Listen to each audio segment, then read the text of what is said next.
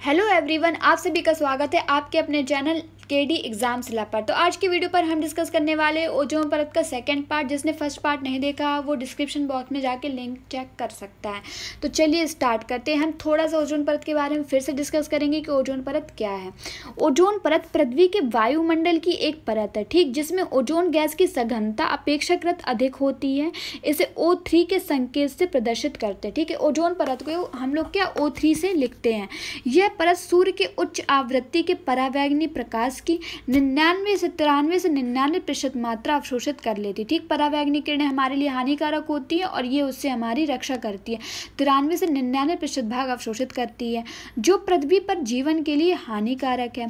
पृथ्वी के वायुमंडल का 91% से अधिक ओजोन यहाँ मौजूद है, ठीक है। पृथ्वी में कुल वायुमंडल का जितना भी ओजोन है तो यह ओजोन परत में 91% मौजूद है। यह मुख्यतः स्ट्रेटोस्फीयर के निचले भाग में पृथ्वी की सतह के ऊपर लगभग 10 से 50 किलोमीटर की दूरी तक स्थित है। तो 10 से 50, ठीक है, पृथ्वी से 10 से 50 किलोमीटर की दूरी तक स्थित है। यद्यपि इसकी मोटाई मौसम और भौगोलिक दृष्टि से बदलती, मतलब बढ़ती घटती रहती है। ओजोन परत की खोज 1913 में फ्रांस के भौतिकविदों फैब्री चार्ल्स और हेनरी बुसोन ने की थी। क्वेश्चन यहाँ से बनेगा कि कब की थी? 1913 में। किसने की थी? फैब्री ने की थी और हेनरी बुसोन ने की थी, जो कहाँ के थे? फ्रांस के थे। नेक्स्ट है, आगे है हमारा कि इसके गुणों के विस्तार से अध्ययन ब्रिटेन के मौसमी विज्ञानी GMB डॉप्सन ने किया था, ठीक। क्वेश्चन अगर ये आता है कि विस्तार रूप से अध्ययन किसने किया था, तो मौसमी विज्ञानी जो थे GMB डॉप्सन, ठीक है, उन्होंने किया था।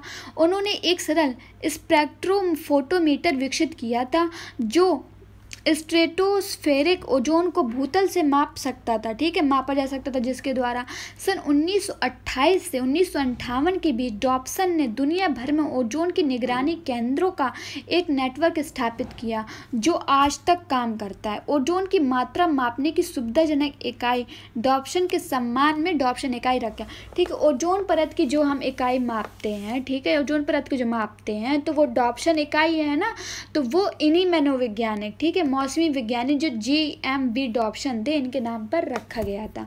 आगे चलते हैं। हमने पिछली वाली वीडियो में पढ़ा था, जैसे वियना कन्वेंशन पढ़ा था, मॉन्ट्रियल प्रोटोकॉल पढ़ा था, तो उसके बारे में थोड़ा जानते हैं कि ये क्या है, ठीक है।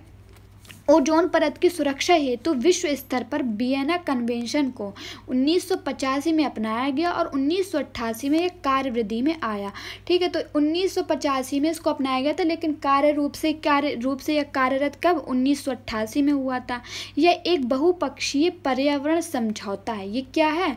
वियना कन्वेंशन एक पर्यावरणीय समझौता है एवं इसे अक्सर फ्रेमवर्क कन्वेंशन के नाम से भी जाना, इसे फ्रेमवर्क कन्वेंशन के नाम से भी जाना, चाहे वियना कन्वेंशन आ जाए या फ्रेमवर्क कन्वेंशन आ जाए तो कंफ्यूज नहीं होना, दोनों एक ही चीज़ है।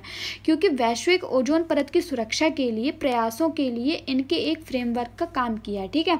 तो जो वियना कन्वेंशन था वो ओजोन परत की सुरक्षा के लिए, ठीक है, समझौता किया गया था, वह था वियना कन्वेंशन। इसको फ्रेमवर्क कन्वेंशन के नाम से भी जाना जाता है। नेक्स्ट है हमारा मॉन्ट्रियल प्रोटोकॉल। मॉन्ट्रियल प्रोटोकॉल क्या है? गाइस, अगर आपको हमारा वीडियो अच्छा लग रहा है तो हमारा चैनल लाइक करें, शेयर करें, सब्सक्राइब करें और बेल आइकन को प्रेस करें। मॉन्ट्रियल प्रोटोकॉल एक अंतर्राष्ट्रीय संधि है। क्या है? अंतर्राष्ट्रीय संधि है जिसे ओजोन परत क्षरण हेतु जिम्मेदार पदार्थों के उत्पादन एवं उपभोग में कमी लाने हेतु तैयार किया गया था, ठीक है। तो ये क्या है? यह एक अंतर्राष्ट्रीय संधि है जो ओजोन परत को नुकसान कर रही है ना, जो पदार्थ है, उत्पादन, उपभोग है, गैसें हैं, तो उनमें कमी लाने हेतु, ठीक है, क्या किया गया था? इस संधि की गई थी ताकि उन पदार्थों की वातावरण में उपलब्धता कम हो जाए, पृथ्वी की नाजुक ओजोन परत को सुरक्षित किया जा सके, ठीक। मूल मॉन्ट्रियल प्रोटोकॉल को 16 सितंबर 1987 को अपनाया गया, जो 1 जनवरी 1989 में से प्रभावी रूप से कार्य करने लगा। इस समझौते में संयुक्त राष्ट्र पर्यावरण कार्यक्रम UNEP ने भी प्रमुख भूमिका निभाई थी। ये इससे एक क्वेश्चन बनता है हमारा। चलिए बढ़ते हैं क्वेश्चंस की तरफ। जैसे क्वेश्चन है, ओजोन परत पृथ्वी से करीब ऊंचाई पर है ना, तो ये हम लोग एक तरीके से ले सकते हैं कि रिवीजन कर रहे हैं, जो अभी हमने थोड़ा डिस्कस किया था उससे रिलेटेड थोड़ा क्वेश्चन है। ओजोन परत पृथ्वी से करीब ऊंचाई पर है 20 किलोमीटर, ठीक। फिर उसके बाद ओजोन छिद्र छिद्र के लिए उत्तरदायी है। तो कौन सी? CFC gas, chlorofluorocarbon. फिर उसके बाद आता है ओजोन, मतलब इसका क्वेश्चन नहीं लिखा है, ओजोन परत को किस संकेतक से मतलब प्रयोग कर, संकेत या उसको किस से मतलब सिंबल है उसका, तो O3। फिर आता है कि ऊपरी वायुमंडल में ओजोन परत के रूप में पृथ्वी पर जीवन को बचाती है। ठीक है, तो पृथ्वी पर जीवन किससे बचा? अल्ट्रावायलेट किरणों से या परावैंगनी किरणों से। फिर हमारा आता है कि वायुमंडल में उपस्थित ओजोन द्वारा जो विकिरण अवशोषित किया जाता है वह है, तो क्या है? परावैंगनी किरणें। और उसके बाद ओजोन गैस क्या करती है? ऑक्सीजन के 3 परमाणुओं से मिलकर बनने वाली एक गैस है। जो ओजोन गैस है वो ऑक्सीजन के 3 परमाणुओं से मिलकर बनी होती है, इसलिए इसका जो संकेतक है वो O3 है।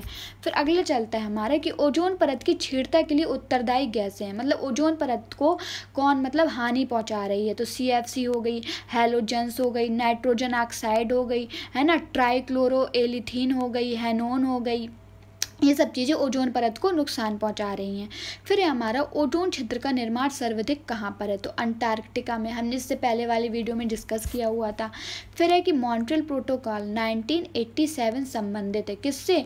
ओजोन परत के क्षय को रोकने से संबंधित है। ठीक, फिर आता है कि ओजोन परत को मापा जाता है किससे? डॉप्सन से। और डॉप्सन इकाई किसके नाम पर रखा गया? जो मौसमी वैज्ञानिक थे, है ना, उनके नाम पर।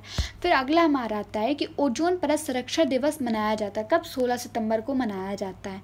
फिर ओजोन परत संरक्षण दिवस 2020 की थीम क्या थी?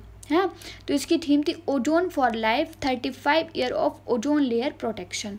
फिर आता है हमारा आपकी इस वीडियो का आपका होमवर्क ये है कि 2021 में, ठीक है, 2021 में 16 सितंबर जो ओजोन परत संरक्षण दिवस मनाया जाता है, तो उसकी थीम क्या थी आपको कमेंट बॉक्स में कमेंट करके बताना है।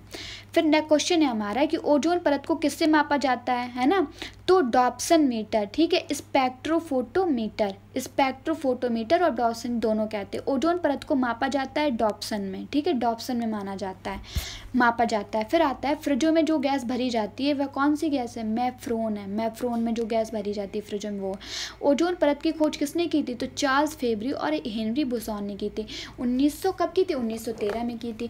गाइज मैंने आपको जो ये क्वेश्चन कराए हैं ना, तो ये क्वेश्चन मैंने इसलिए कराए हैं कि अभी तक हमने जो थ्योरी बेस पढ़े हैं तो उनसे क्वेश्चन कितने और कैसे बनते हैं, तो इसमें आपका थोड़ा रिवीजन हो जाएगा। फिर नेक्स्ट है हमारा कि ओजोन परत मुख्यतः जहाँ अवस्थित रहती है वह क्या? स्ट्रेटोफियर अवस्थित रहती है, स्ट्रेटोफियर। फिर आता है कि स्ट्रेटोफियर समताप मंडल के नीचे, ठीक है, निचले हिस्से में पृथ्वी से लगभग 10 से 50 किलोमीटर की ऊंचाई पर अवस्थित रहती है ओजोन परत। जो समताप मंडल है स्ट्रेटोफियर, तो ओजोन परत 10 से 50 किलोमीटर की ऊंचाई तक अवस्थित रहती है। ठीक, 90% हम लोगों ने आगे वाले वीडियो में डिस्कस किया, 90% पाई जाती है समताप मंडल पर और 10% भाग पाया जाता है क्षोभ मंडल पर। बस इतना ही गाइज, आज हमारे वीडियो में बस इतना ही। और आपको जो भी क्वेश्चन करने हैं समझ में नहीं है, आप कमेंट बॉक्स में जाकर कमेंट कर सकते हैं। अगर आपको हमारा वीडियो अच्छा लगे लाइक करें, शेयर करें, सब्सक्राइब करें और बेल आइकन को प्रेस करें। धन्यवाद।